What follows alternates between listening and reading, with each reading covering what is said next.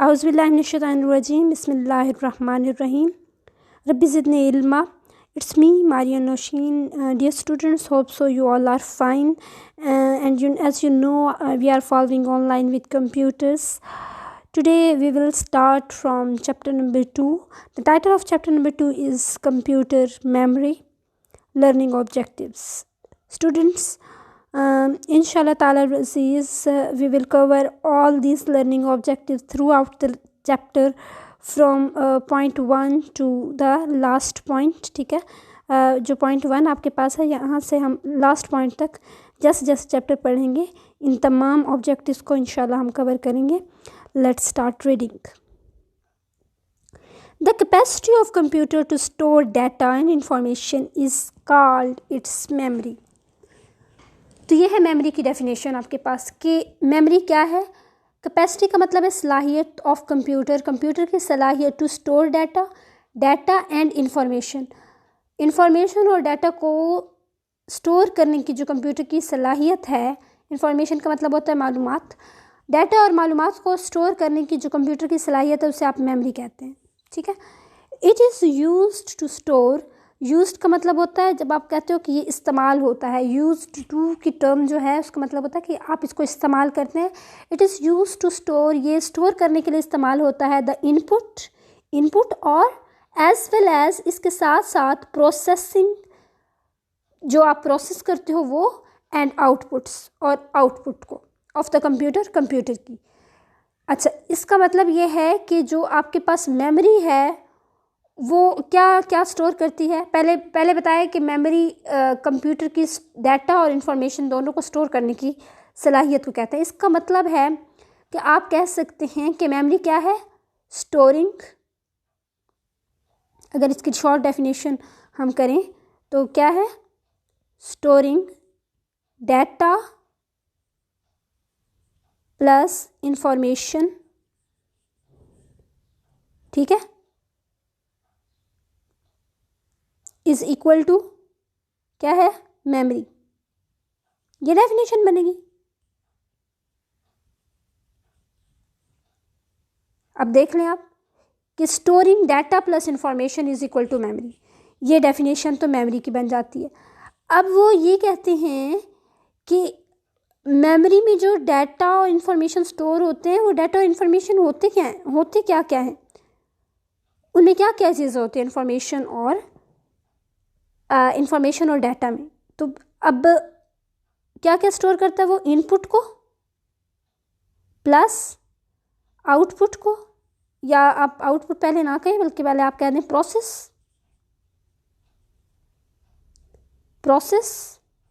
Processing data जो होता है. ठीक है, प्लस आउटपुट. ये सारी चीज़ें स्टोर करता है. कौन स्टोर करता है, मेमोरी अपने अंदर इनपुट, प्रोसेस और आउटपुट तीनों को स्टोर करता है. ठीक है, ये तीनों चीज़ें जब स्टोर होती हैं तो वो किसका पार्ट बन जाती हैं, वो मेमोरी का पार्ट बन जाती हैं. नेक्स्ट है A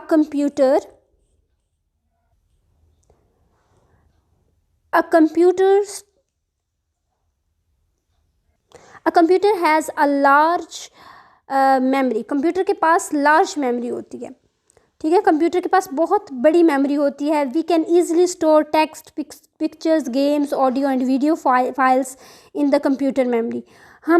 हम ईजिली का मतलब है आसानी से स्टोर कर सकते हैं टेक्स्ट को. ये टेक्स्ट सारा, ये जो आपके पास लिखा हुआ है ये सारा टेक्स्ट है. ठीक है, टेक्स्ट को, पिक्चर्स को, गेम्स को, ऑडियो का मतलब है जो वीडियो नहीं होती, सिर्फ आवाज़ होती है, वो ऑडियो होती है. ठीक है, video files in the computer memory के अंदर हम क्या क्या स्टोर कर सकते हैं, text number 1, number 2 pictures, number 3 games, number 4 audio, number 5 video. ठीक है, व्हेन यू गिव, जब आप देते हैं, गिव का मतलब है देते हैं, इंस्ट्रक्शंस, हदायत टू द कंप्यूटर को, जब आप कंप्यूटर को हदायत देते हैं, दीज इंस्ट्रक्शंस, ये हदायत, गेट्स कन्वर्टेड, तब्दील हो जाती हैं, इनटू न्यू लैंग्वेज, एक नई ज़बान में, नोन एज मशीन लैंग्वेज, उसको आप कहते हैं मशीन लैंग्वेज. ठीक है, अब यहाँ पे एक और नई बात आपने पढ़ी है, वो ये है कि जब आप कंप्यूटर को इन्फॉर्मेशन देते हो, आप तो अपनी लैंग्वेज में देते हो, वो कन्वर्ट हो जाती है किस लैंग्वेज में? मशीन लैंग्वेज में। मशीन लैंग्वेज में क्यों कन्वर्ट होती है? क्योंकि कंप्यूटर को इंसानों की ज़बान समझ नहीं आती, कंप्यूटर को मशीन लैंग्वेज समझ आती है। और मशीन लैंग्वेज किस फॉर्म में होती है, किस शक्ल में होती है? It is in the form of zeros and ones. ये ज़ीरो और वन की शक्ल में होती है आपके पास। The computer only understand, computer सिर्फ समझ सकता है the language of zeros and ones, सिर्फ ज़ीरो और वन की लैंग्वेज को ही आपका कंप्यूटर जो है वो समझ सकता है। The digits zero and ones are known as binary digits, और बाइनरी डिजिट्स कह सकते हैं, और बिट्स। बाइनरी डिजिट्स या बिट्स इनको कहते हैं, या आप अंडरलाइन कर लेंगे यहाँ से लेके यहाँ तक, ठीक है? इसको आप अंडरलाइन करेंगे because these all points are very important for you. Next देखिए, नेक्स्ट है आपके पास as you measure height in feets and inches. जैसा कि आप मेजर करते हैं हाइट को किसके अंदर? फीट्स के अंदर और इंचेस के अंदर। फुटों और इंचों में आप जैसा कि ऊंचाई को नापते हो, मेजर करना यानी पैमाइश करते हैं, पैमाइश करते हैं आप जिस तरह हाइट की, इसी तरह हाइट की या वेट को जैसे आप ग्राम और किलोग्राम में मेजर करते हैं। Similarly a computer's memory is measured in bytes. इस तरह कंप्यूटर की जो मेमोरी है उसको किस में मेजर किया जाता है? उसको बाइट्स में मेजर किया जाता है। आप इसको अंडरलाइन करेंगे। A computer's memory is measured in bytes, आप इसको अंडरलाइन करेंगे और अगली लाइन भी अंडरलाइन करेंगे। A byte consists of group of 8 bits. Other units for measuring, यहाँ तक करेंगे 8 bits तक। Other units for measuring the computer's memory are kilobyte, megabyte and gigabyte etc. ठीक है? तो ये आपने जो अंडरलाइन मैंने आपको कहा है आपने होप से कर ली होगा। उसके बाद जो नीचे है ये पूरा एक चार्ट है स्टूडेंट्स, और ये आपने बिल्कुल इसको अच्छे से अपनी नोटबुक पे राइट कर लेना है, ठीक है? एक ब्लॉक बनाएंगे आप, उसमें कोई भी लाइट कलर कर लेंगे, लाइट कलर्स इस कलर इस तरह आपने कर लेना है। लाइट कलर करने के बाद आपने उसके अंदर अच्छा सा करके लिखना है। ये वाला पूरा चार्ट बनाएंगे आप, ठीक है? जो मैंने किया हुआ था आपके लिए, जिसको इस तरह बाउंड्री बनाई हुई थी, ये रेड कलर की जो मैंने बाउंड्री अब अरेज कर दी है। इस तरह वो आप टेबल एक बनाएंगे, उसमें आप लिखेंगे 1 byte is equal to 8 bits, यानी कि 8 बिट्स। बिट क्या होता है? एक बिट, ये 0 एक बिट है और 1 एक दूसरा बिट है, ठीक है? ये एक बिट है, ये दूसरा बिट है। इस तरह 8 1 एक, ये मैं अगर लिख लूँ, देखिए इनको काउंट करें 1 2 3 4 5 6 7 8, ये 8 बिट्स इकट्ठे हुए, तो अब ये एक बाइट बना देंगे। 8 बिट्स के मिलने से एक बाइट बनता है। और आपके पास एक निबल में 4 बिट्स होते हैं, यानी कि अगर आप लिखें यहाँ पे 0 1 1 1 0, तो ये एक निबल है, यानी कि 2 निबल के मिलने से एक बाइट बन जाता है। एक और भी चीज़ मैं आपको बता दूँ कि जब आप लिखते हैं, अभी मैं आपके लिए यहाँ पे राइट करती हूँ ताकि आपको ये फ़र्क पता हो। जब आप 1B लिखते हो इसका मतलब होता है 1 बाइट। जब आप 1 स्मॉल b लिखते हो इसका मतलब होता है 1 बिट, ठीक है? इसका क्या मतलब होता है? इसका मतलब होता है 1 बिट। बड़े का मतलब है बाइट, जो कैपिटल B है उसका मतलब है बाइट। जो आपके पास स्मॉल b अगर कहीं पे लिखा हुआ आएगा उसका मतलब होगा बिट। नेक्स्ट है 1 किलोबाइट। 1 किलोबाइट इक्वल होता है 1024 बाइट्स को जब आप मिला देते हो 1024 बाइट्स को, तो वो 1 किलोबाइट बनता है।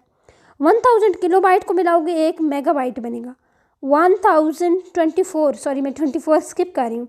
1024 मेगाबाइट्स को आप मिलाएंगे तो वो 1 गीगाबाइट बनेगा आपके पास, ठीक है? 1024 गीगाबाइट को मिलाओगे तो 1 टेराबाइट बनेगा। ये तो याद करना बहुत आसान हो गया है। और ये और ज़्यादा इजी है कि 4 बिट्स को मिलाएंगे वो 1 निबल बनेगा।